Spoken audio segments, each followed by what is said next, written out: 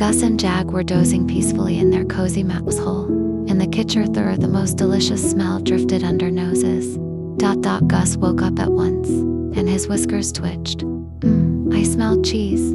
He toasted cheese, too, whispered longingly.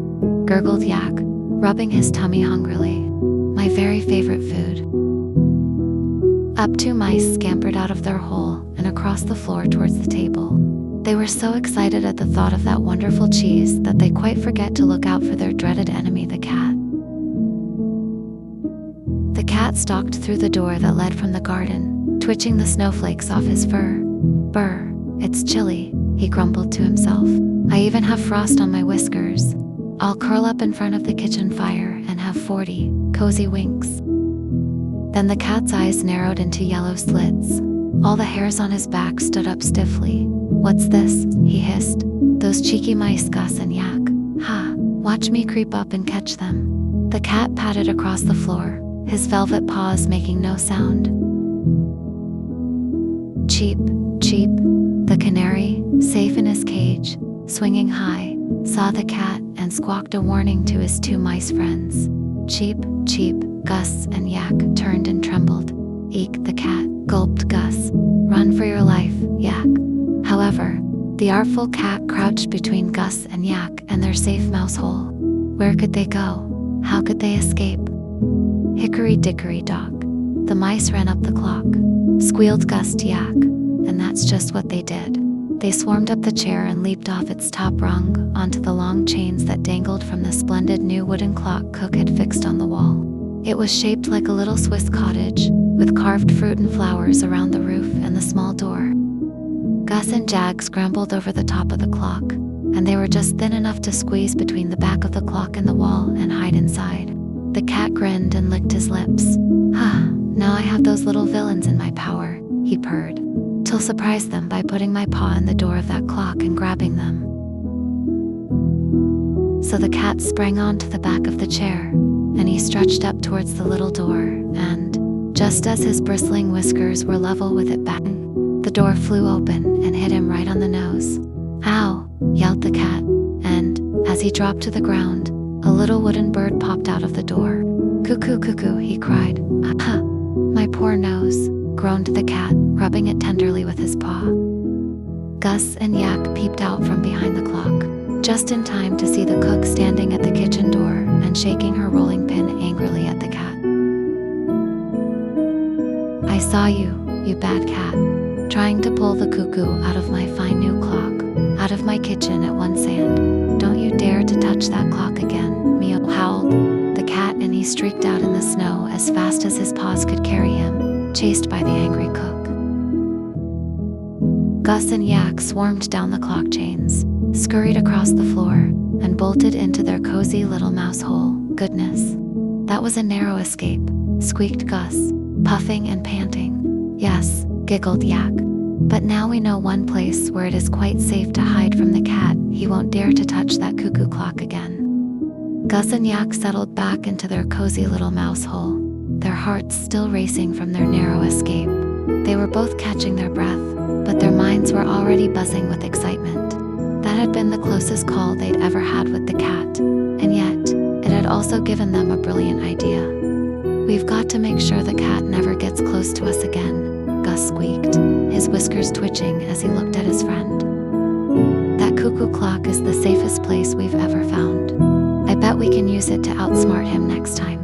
Double quotes. JAQ nodded eagerly, his round eyes gleaming with enthusiasm. Yes, and that cuckoo bird, it was like a sign, wasn't it? It came out just when the cat was about to grab us. We need to make that our secret base. Both mice scurried around their mouse hole, making plans. They decided that from now on, they would spend their days carefully watching the kitchen, waiting for the cat to leave. When he was gone, they'd return to the cuckoo clock and use it as their fortress. The cat would never think to look for them there again. The next morning, the kitchen was quiet. The cat was nowhere to be seen, and Gus and Yak wasted no time. They dashed out of their hole, their tiny paws padding quickly across the floor, and made a beeline for the clock. Gus gave a little squeak of excitement. We've got it made, Yak. This is the perfect hideout. Yak grinned, scampering up the clock chains with his friend close behind. The clock was even more beautiful up close, with its delicate carvings and shiny finish. The little wooden birds seemed to watch them curiously as they made their way to their hiding spot. Gus and Yak squeezed into the gap between the clock and the wall, nestled safely inside the clock's wooden frame. They couldn't help but giggle at how clever they were.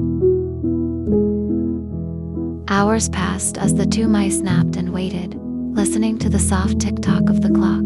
The warmth of the kitchen and the safety of their new hideout made them feel more secure than ever. It was so quiet inside the clock. The only sounds were the rhythmic ticking of the hands and the occasional distant clatter from the cook. Just as they were beginning to relax, the door to the kitchen creaked open. The cat had returned, stealthily padding across the floor with his eyes narrowed, sniffing the air. Gus and Yak froze, holding their breath, hoping the cat hadn't noticed them. The cat prowled closer to the clock, his gaze scanning the room. Those mice are clever little creatures, he thought, his tail twitching as he tried to figure out where they might have gone. His yellow eyes narrowed as he looked up at the clock, then slowly began to pad toward it. Suddenly, the canary in his cage gave a warning squawk. Cheep, cheep, it chirped, flapping its wings excitedly. She whispered Gus, tugging at Jack's tail to keep him quiet. They both held perfectly still, praying the cat wouldn't get any closer. The cat's ears twitched, and he cocked his head to the side, looking puzzled. He could hear a faint rustling sound coming from the clock, but he couldn't figure out what it was. He reached out a paw toward the clock door, trying to nudge it open. "Oh no, not again," Gus whispered frantically. "He's going to get us." But just as the cat's paw was about to reach the door, there was a loud bang. The clock door swung open, and out popped the cuckoo bird once more, startling the cat. "Cuckoo, cuckoo," it cried, and the cat jumped back in shock. With a growl of frustration, the cat scrambled back, nursing his bruised nose. "Ow, what is that bird up to now?" he muttered, shaking his head in confusion. From their hiding spot, Gus and Yak watched in awe. They couldn't believe their luck.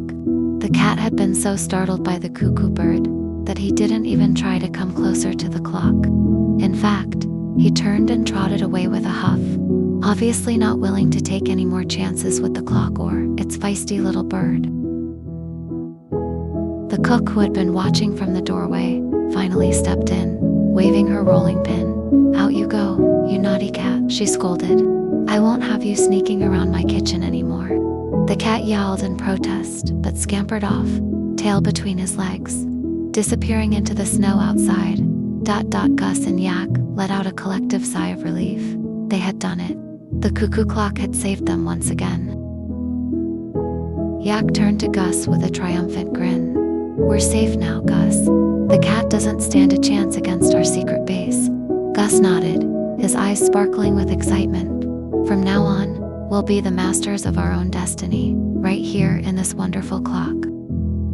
The two mice celebrated their victory, knowing that they had found not just a safe place to hide, but a new home, one where they could enjoy their delicious cheese in peace, and always be a step ahead of their feline enemy. And so, Gus and Yak made the cuckoo clock their new home, living happily and safely, knowing that with a little cunning and a clever hideout, they could always outsmart the cat, no matter how sneaky he was.